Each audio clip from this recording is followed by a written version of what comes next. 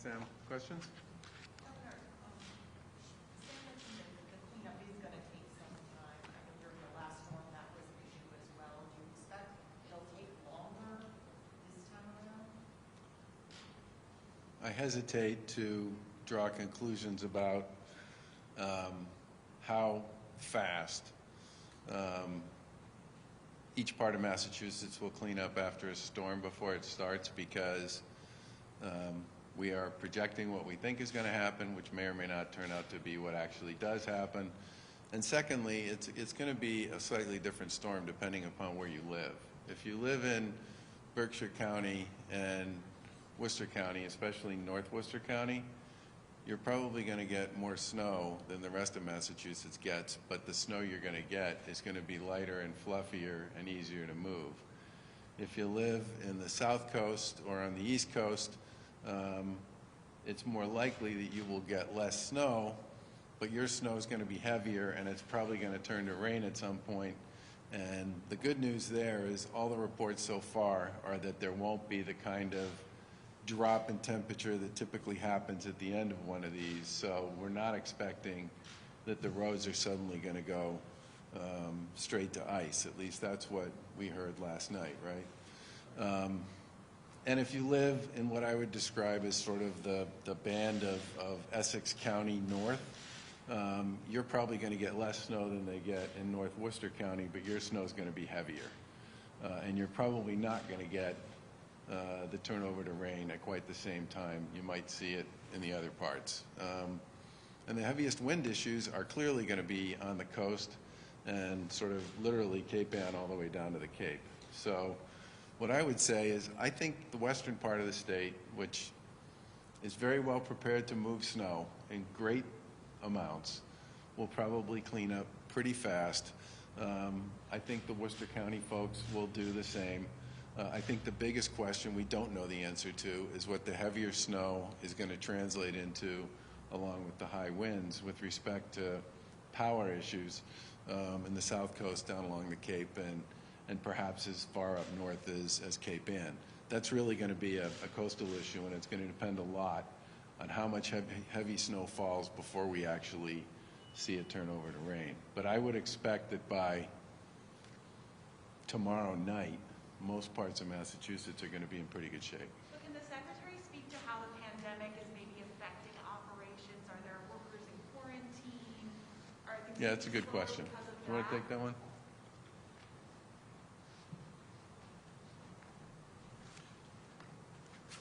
We are, so let's first talk about the MassDOT side, which is we have good staffing for this event, and we have been working both with staff rotations and other measures to make sure that we are able to fully staff and fully respond to this event. So like all organizations, we are impacted and are taking all the necessary precautions and protocols, but we're confident we have the staffing for this event. Likewise, the MBTA has staff impacts due to the pandemic and has been updating people on that, but has sufficient staffing to respond to this. So we are both attentive to that, but we don't believe at this point that should slow or delay in any ways our response to this storm. Are you running trains all night, just to be clear? They're running all the necessary measures to ensure that the tracks stay open and that the snow stays cleared. So yes. Does that mean they're running overnight, or? They will do all the clearance trains that they need to do to keep the tracks. So yes. Governor, what's the expectation? Let's have one quick follow-up, because I would hate myself if I didn't, which is one of the biggest problems we had in 2015 was huge chunks of the above-ground third rail failed.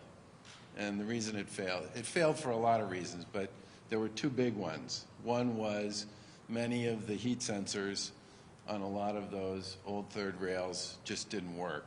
And so that led to condensation and icing on the third rail, which when it hit the arm of the train would either shutter the train as that happened, but more often than not would actually literally short it, and it would stop and then have to start again. The second thing was the third rail is supposed to look like this on the top, so that the snow and rain runs off the side of it. A lot of it, because a lot of it was so old, was more like this, so it puddled.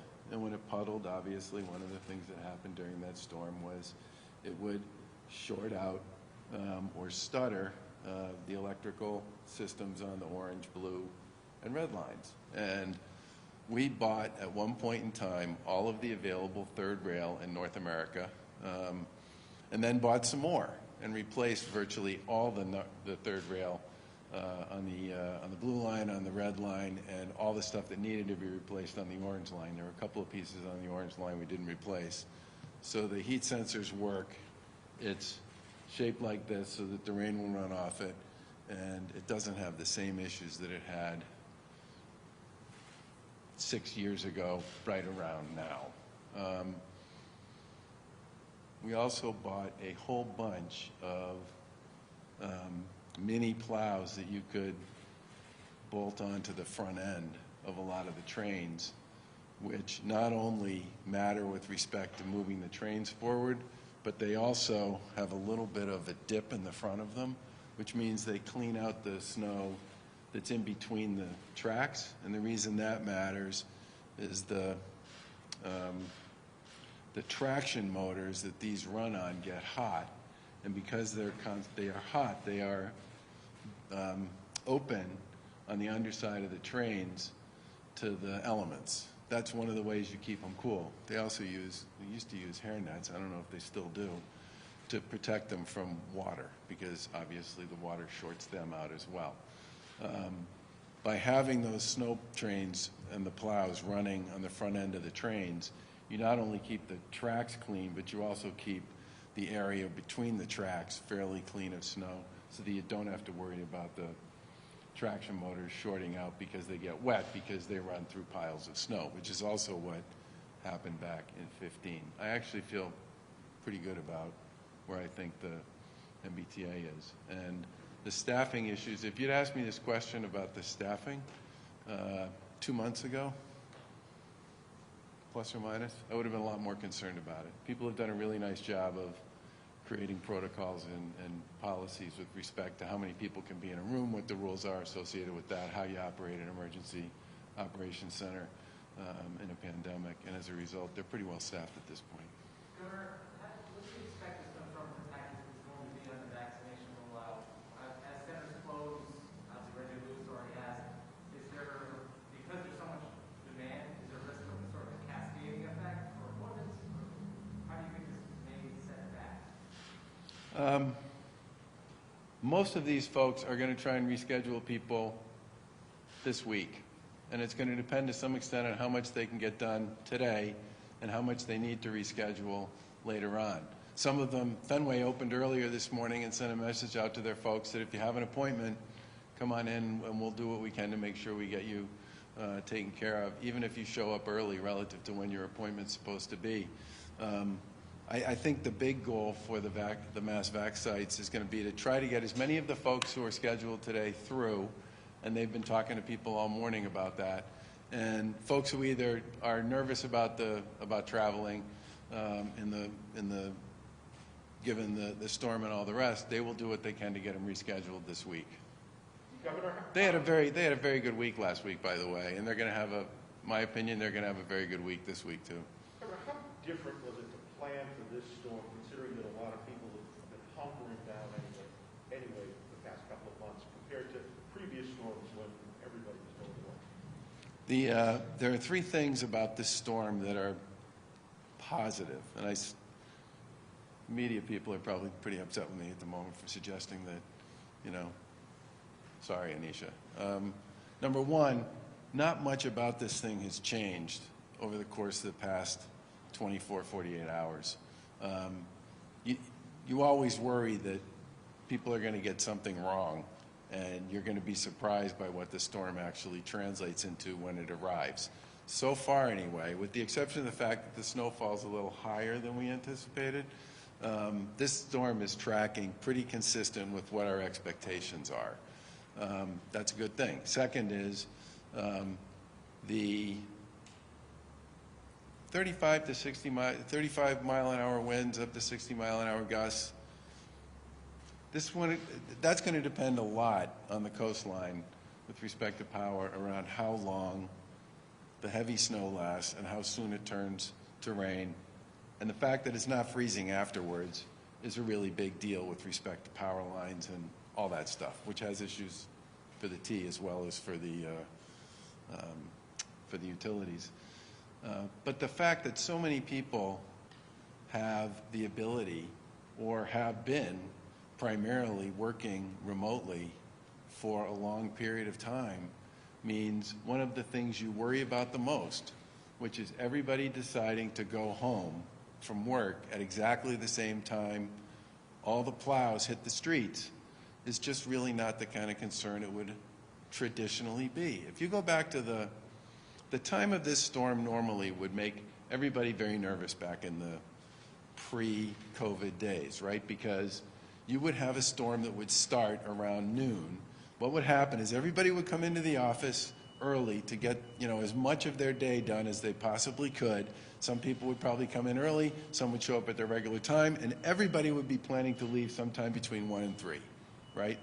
Which would be exactly the same time when the snow would really be picking up with respect to, inches per hour and all the rest, and at exactly the same time that DOT would be pouring resources out onto the streets to plow. And that is exactly what happened. I'm going back now more than 10 years to that storm where we ended up with hundreds of cars that got stranded they ran out of gas, or they just couldn't go anywhere on the turnpike, on 128, on 495. It was just this incredible cluster of automobiles and people leaving work and all the plows landing at exactly the same moment, exactly as the storm really picked up in the afternoon. We're not that worried about that happening today because the number of people who have the ability to work from home, the number of kids who are going to school remotely, it's a very different kind of logistics exercise than it would be under what we think of as sort of pre-pandemic circumstances. Do you expect to activate the National Guard or? I don't, we talked last night with the state police and with MEMA and with the folks at DOT and the DPU and the environmental affairs folks, and state police is going to have people along the coast because that's where they're most nervous about people getting stranded and maybe needing their help. But I don't see at this point a need for the Guard to be involved in this. Are there any changes to distribution of the vaccines because of the storm? Are sites going to be able to do things Wednesday, Thursday, or just circuit Monday? A lot of people have already gotten their allocations for the week, and I think most of the folks we talked to over the weekend feel pretty confident they'll be able to get through most of the people they were planning to get through this week. The one thing that may be a little bit of a curveball on that, a number of health systems that had been vaccinating employees are now going to start vaccinating patients who are in their panels, who are over the age of 75 and are eligible. They may not start doing that today or not doing it tomorrow and starting on Wednesday just because of some of the issues associated with transportation. But the other sites, for the most part, seem pretty confident that they're going to be able to get to most of the people they were planning to get to this week. Governor, any planned updates for the website? I know it's now searchable by zip code. I didn't know if there were any more planned improvements, and separately, the status of standing up a call center. The call center, as we said last week, will be stood up this week, and we'll probably have more to say about that on Wednesday and Thursday. And what about the website? Any more planned improvements to the appointment website? We continue to make adjustments to the website. It now has features with respect to people's ability to search particular geographies if that's what they're interested in. And we cleaned up a number of the other elements in it. It makes it easier for people to actually just walk through whether or not, in fact, they're eligible to get vaccines at this point with a series of questions on the front end. And we've been doing a fairly decent look at the way a lot of these sites operate and other states and are going to try and incorporate what we think of as some of the best practices into ours. Governor, you set, the administration set a target for how many vaccines you want to have administered this month, or how do you measure the success of the rollout on your vaccine? If it's just numbers administered or other ways? Well, keep in mind that, we are the only state in the country that put particular emphasis on congregate care out of the gate. I don't believe there's another state that made a commitment to vaccinate all the folks who live in group homes and in homeless shelters, who are developmentally disabled, who are dealing with mental health issues, or who are homeless. We're one of a very small number of states that actually said we wanted to vaccinate all of our frontline healthcare workers first out of the gate. Because we chose some of those routes to begin with, we knew it was going to be a little longer before we would get around to what we think of as the process of sort of the process, the way the testing thing works, which is you have a bunch of sites available, people sign up, people go. That's a much simpler logistical task than the way we began this. I think the way I'm ultimately going to measure this is going to be where we are when we get fully through what I would describe as the categorical eligibility, which will probably take us until sort of the middle of March. You guys set a date for when you're going to make 65 plus and, comorbidities eligible? We haven't changed any of the dates with respect to the current expectation on the rollout. But one of the big things that will factor into that is how much of the populations associated with sort of what we would describe as phase one and then the first part of phase two, which is the 75 plus community. You need to get through a certain number of those folks before you open it up to the next, which would be the 65 plus and the folks dealing with 2 comorbidities. And that's obviously data we look at pretty much every couple days. What is that certain number? What is that certain number you need to get through to get the next? I'm not trying to dodge the question. It depends, okay? Because it depends on whether you think the universe that you have left, how many people have had first doses, right? Because then you need to budget slots for the assumption that those folks are coming back for second doses, right? So that has an impact on when you can actually be able to make first doses available for people who are in the next group. And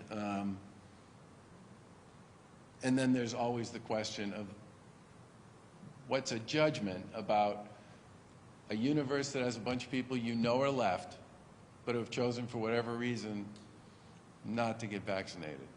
Do you leave room for them before you go to the next round? Or do you just say, you know what? They haven't done it. They had the option. It was available to them. We'll move on. And that's not an easy call. Thanks, everybody. Governor, you have the climate bill. Now, I know you have 10 days, but it's identical to what you already vetoed. What are you thinking right now? You need to analyze the bill you already decided to veto before. We're taking a good look at it, and we've been talking to the legislature and talking to others. The best part about this is we actually we have 10 days in a legislature in session, which makes a big difference with respect to how we think about the best way to handle the legislation. So you assume you do have amendments planned and lawmakers will have something in front of them? What do you want to vote? I think that's a reasonable assumption, yeah. Thanks, everybody. That's what you want benefits. There's been reports where some people complain that they're supposed to receive extended benefits through March, but they've since been cut off. Apparently citing some kind of software across the state. I mean, are you aware there's a need for upgrades or fixes in software? And I guess what is the plan to fix what the problem there is there? Well, I'm not aware of any software issues. There are 3 issues associated with the extension of UI. One was the extension came with a new set of rules, okay? Even if you had exactly the same UI benefits before, to you as an individual, the extension that happened in January came with new rules from the feds based on what they learned what we all learned about some of the issues around fraud and identification issues that ran through the summer and into the fall. Second issue was they created two new programs that basically have to be designed and built and implemented. And the third is the people have to reapply in many cases. And part of the reason they have to reapply is because in some cases the changes that were made in the federal law require people to submit different information or more information than they submitted when they were eligible previously. But I'm not aware of any software glitches.